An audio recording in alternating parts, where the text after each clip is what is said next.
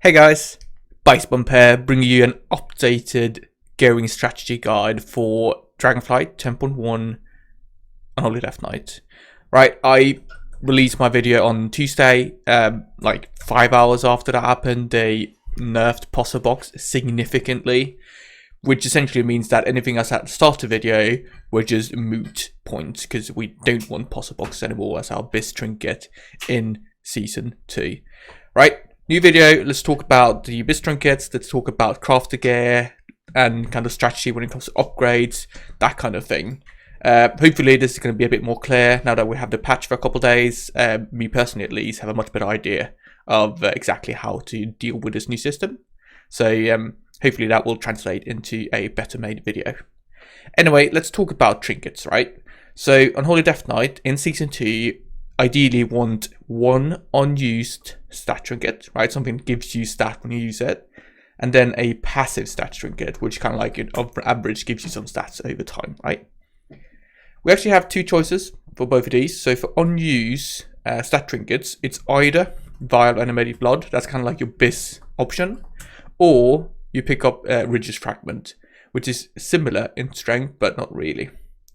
In reality though, these are our best trinkets, however you need them at really high level before they're going to start beating out Season 1 trinkets. So Puzzle Box is still really good, and you need almost like a 440 by Animated Blood before that gets better.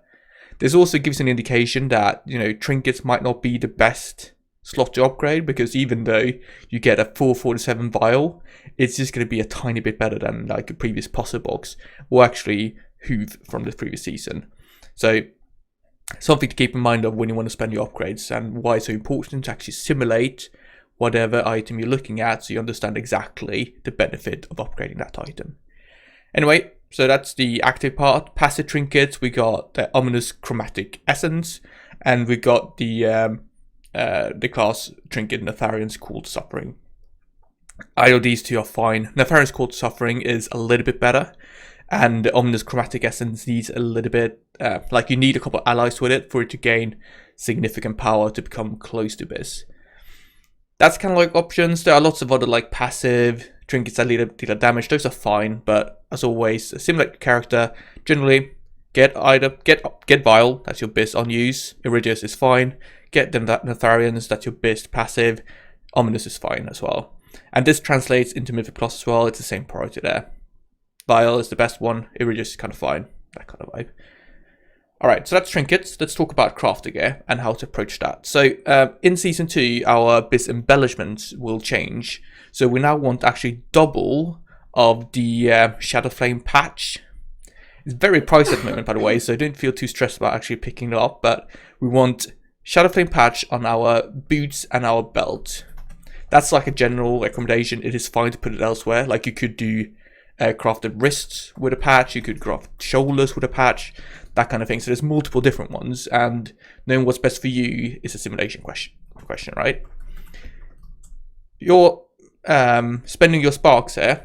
It is generally quite safe to spend the first one on the boots. That's kind of like something you always want. However, you need to think about like where you get your weapon from, because next week I believe you get your next spark, which means you can craft a 447 weapon. And a 447 weapon is pretty much BIS if you don't get Ashganda on mythic difficulty. So if you kind of want a piece, you know that, okay, this is going to be a really good upgrade for me, and I won't be replacing it in a long time, maybe ever. Going for the weapon is actually a valid option. Also, if you're very unlucky and don't get weapons at all, that might actually be the best choice, because going for a weapon is roughly the same kind of upgrade as going for double 447 embellished of pieces, right? The answer is, it depends. Generally, you want to kind of sit in your spark until you figure out, okay, I did get a mythic class weapon, I did something else I can upgrade, so then I can get a higher level weapon from there, and then go for double patch embellishments, right? Generally, replace your lariat first. You can craft the boots without putting it on the embellishment, right? That's something I did, for instance. But once you do put on embellishments, replace the lariat first. It's not as good in this patch because it requires more sockets now to actually gain its power. And then after a while, you can replace your belt because the belt is generally better than the lariat. All right, that's your crafter gear. Generally as well, it is a good idea to spend your crests on crafter gear. In reality, those aspect crests you get from going high mythic plus and mythic, they're really not the constraining factor when it comes to upgrading gear, right? You need 4 of them to upgrade crafter gear to 447, or you need a single one to go this final kind of step in the hero. Like if you go from 4 out of 5 hero to 5 out of 5 hero. What eye level is that, by the way? So it's going from 437 to 441. That's the only step you need those aspects from. So you can kind of spend them on whatever you want because it's unlikely you will have enough gear to actually upgrade using these aspects anyway. So I was a bit hesitant. Should I spend my aspects on crafting gear? The answer is yes, definitely 100%. This moves nicely into, okay, that's crafter gear. Let's talk about upgrade and upgrade kind of strategy. The constraining factor when it comes to upgrading pieces of gear is generally the worm crests. As said before, aspect go from 437 to 441. The worms are what you need to upgrade Mythic Plus gear to 437. You need that for doing some heroic. Generally, any piece you currently get, which isn't from Mythic, needs like 2 or 3 worm crests to upgrade until a point where you can then go aspect crest. This means that worm crests are a limitation in how much you can upgrade, and you need to spend them wisely. The plan here is how I approach this is that I go in, right? I put my character in Droptomizer, and then I sim for first 437 kind of eye level gear for Mythic Plus, right? I put that in, and that gives me exactly the DPS upgrade I get from every single piece out in Mythic Plus, right? And then I look at, okay, what gives me the most and how much does that cost to upgrade to that point? And then I calculate, all right, what's the DPS per worm crest I spend on this specific slot? I do that for everything that's relevant. You don't need to do it for every item, right?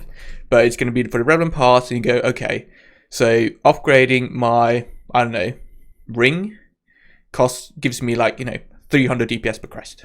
Whereas upgrading my neck gives me 400 DPS per crest, whatever.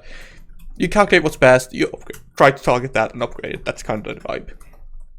To be honest, you need to play quite a lot to actually get the gear, get the loot, so that you actually can spend it on it, right? You need to run lots of Mythic Plus to actually get the loot to upgrade.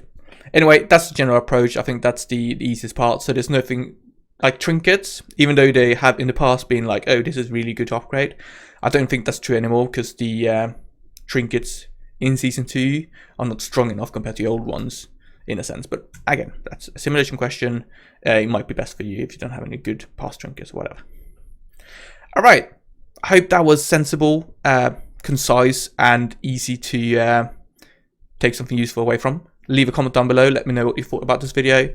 Upvote, downvote, consider subscribing, and I'll see you guys in the next video. Thank you very much for watching. Bye bye.